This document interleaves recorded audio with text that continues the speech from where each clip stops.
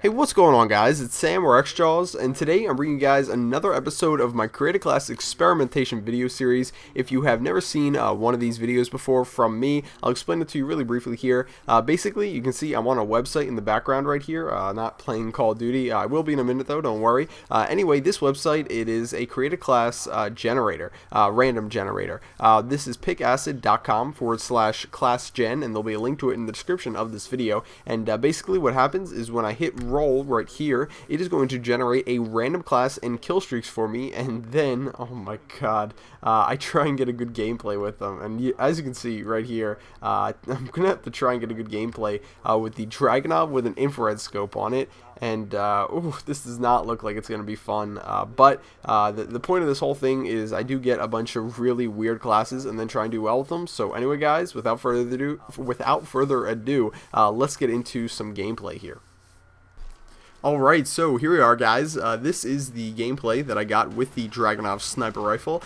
This is a team deathmatch gameplay on the map Cracked, and I decided to jump into just a plain 6 versus 6 team deathmatch because, honestly, I'm not too comfortable with sniper rifles in general. That includes the Dragunov. Dragunov's probably my least favorite sniper rifle behind, the other three. I don't really enjoy using it too much. I find that it gets me a lot of hit markers, which I'll talk about a little bit later into this gameplay. And also the fact that it has an infrared scope on it kind of worries me and makes me a little bit more uneasy than I already am just using a sniper rifle or the Dragunov in general.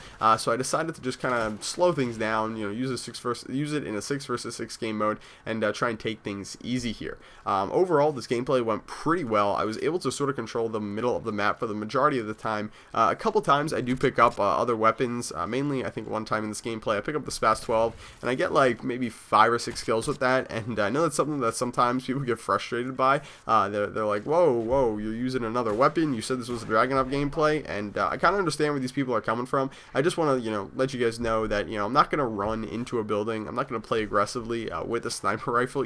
I don't sit in a corner, I don't sit upstairs in a building the entire gameplay with this Dragunov. I do kind of move around, so kind of cut me some slack. You have to understand that if I am going to try and do well with just the Dragunov and nothing else, it'd probably be a pretty boring gameplay, because you're going to be hard pressed to find anyone, doesn't matter who the player is, who can run into a building with a Dragunov sniper rifle and take out 2 or 3 guys, and it just doesn't happen that much. And you'll see quite a few times in this gameplay I shoot people point blank or almost point blank with the sniper rifle, and I have to shoot them again to kill them, or in some cases I have to shoot them twice just to put them in last stand, and then a third time to actually kill them, which can get pretty damn annoying. So anyway, you guys know I was using the kill streak setup, the mortar team, the Blackbird, and the attack dogs.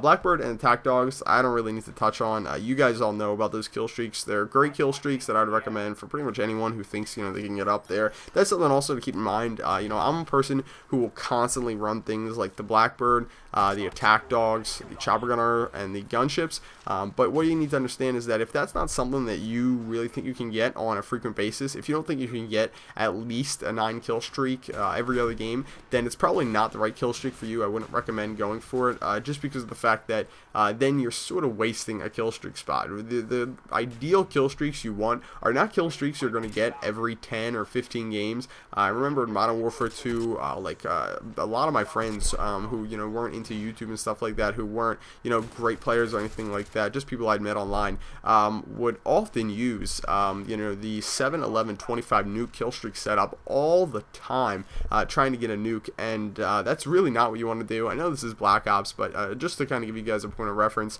you don't want to just be running those really high kill streaks hoping to get them every once in a while. What you want to do is have kill streaks that you can use all the time. So I know it's a quick little pep talk there on kill streaks, but it is a pretty important piece of information. I don't want anyone out there running around with high kill streaks just because I do it. It's not the best for everyone. Everyone sort of has different skills and kill streak needs based on those skills. So anyway, back to the kill streaks that I was using. Blackbird and attack dogs, like I said, don't need to touch on them. But the mortar strike, I'll tell you guys, really not a kill streak that I like. I used this a couple gameplays ago in my M60 infrared scope video, and in that gameplay I used it like once or twice, and I got a couple kills with it. In this gameplay I don't really use it at all, and I in retrospect I don't regret it. I don't think to myself, man, I wish I would have used that kill streak there.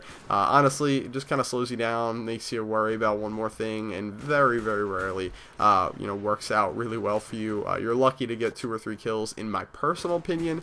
Maybe it works really well in like Nuketown or one of those game modes, but it's honestly just not for me.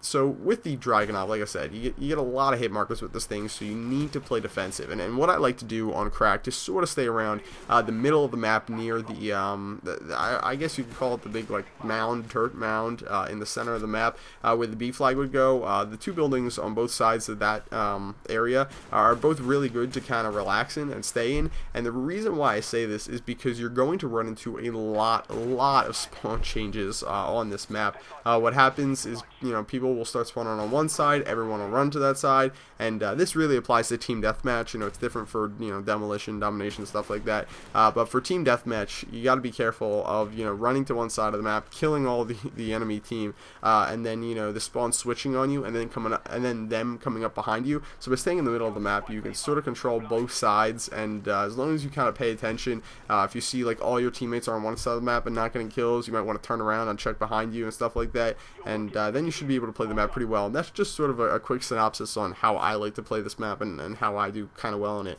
So anyway, guys, that's pretty much the end of this gameplay. I hope you guys enjoyed it. I believe my final score, I'll pull it up in a second here, was 27 kills and 1 death with the Dragunov with an infrared scope on it. Again, I know I picked up a couple kills with some other things along the way, mainly that Spaz 12 shotgun like for 3 or 4 kills. But yeah, I will see you guys later. I hope you enjoyed the gameplay. If you did and you want to see more videos from this video series, please take a second to rate the video, give it a thumbs up, and I really appreciate that, and I'll see you guys later. Bye.